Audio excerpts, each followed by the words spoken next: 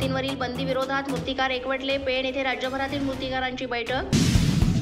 सरकारनं योग्य निर्णय घेतला नाही तर रस्त्यावर उतरून आंदोलन करू, मूर्तिकारांचा इशारा.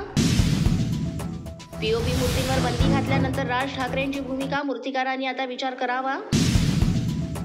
मुंबईत जमिनीखालून गेलेल्या केबल आणि पाईपलाईनसाठी कर आकारणी करा, राज ठाकरे यांची मागणी. कोस्टल रोडवर तडे किंवा खड्डे पडले नाहीत, मुंबई महापालिकेचं स्पष्टीकरण. कोस्टल रोड वाहतुकीसाठी सुरक्षित आहे, अफवांवर विश्वास ठेवू नका, पालिकेचं आवाहन. कोस्टल रोडवर कोट्यावधी खर्चून आता ठिगळे लावली जात आहेत, काँग्रेसचे प्रदेशाध्यक्ष हर्षवर्धन सपकाळ यांची सरकारवर टीका. सांगली जिल्ह्याला नवीन बसेस मिळाव्यात, परिवहन मंत्री प्रताप सरनाईक यांच्याकडे जयंत पाटील यांची मागणी.